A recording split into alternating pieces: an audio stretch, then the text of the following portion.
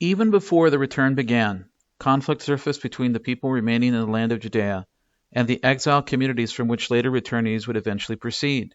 As time progressed, the exile communities began to develop their sense of Jewish identity, birthed out of intense reflections of pre-exilic religious life and practice. The prophetical book of Ezekiel records part of this tension. As the representative of his exile community, Ezekiel established a theology responding to the captivity that helped forge a new religious and cultural identity.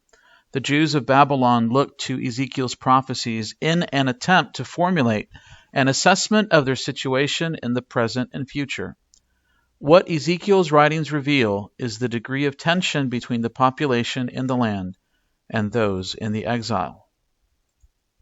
From the community in the land are the following statements. Then the word of the Lord came to me, O mortal, I will save your brothers, the men of your kindred, all of that very house of Israel, to whom, and this is the key passage, the inhabitants of Jerusalem say, keep far from the Lord, the land has been given as a heritage to us. Now later on, Ezekiel states, the word of the Lord came to me. O mortal, those who live in these ruins in the land of Israel argue. Abraham was but one man, yet he was granted possession of the land. We are many. Surely the land has been given to us.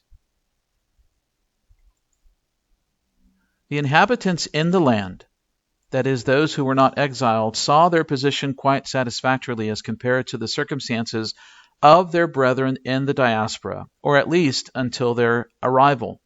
For the natives who remained in the land, the exiles were not only displaced from the territory of Judah, but were also outside of God's domain.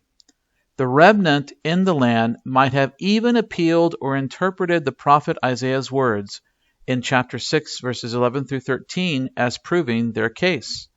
Then I said, how long, O Lord? And he said, until cities lie waste without inhabitant, and houses without men, and the land is utterly desolate, and the Lord removes men far away, and the forsaken places are many in the midst of the land, and though a tenth remain in it, it will be burned again, like a terebinth or an oak, whose stump remains standing when it is felled. The holy seed is its stump. The idea of the holy seed compared to the stump of a tree might have convinced the remnant in the land that the exiles, having been taken far away, could not be this holy remnant. Ezekiel's response to this attitude is rhetorical violence, which confirms the changing perception of identity and normative standards in the exile communities. This is what the Lord God says, you eat meat with blood still in it, and look up to your idols. You shed blood and take the land in possession. You rely on your sword and do detestable things. Each of you defiles his neighbor's wife, and you take the land in possession.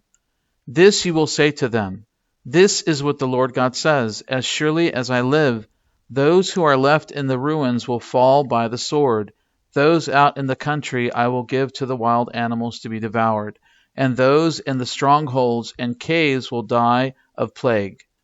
I will make the land a desolate waste, and their proud strength will come to an end, and the mountains of Israel will become desolate, so that no one will cross them. Then they will know that I am the Lord, when I have made the land a desolate waste because of all the detestable things they have done.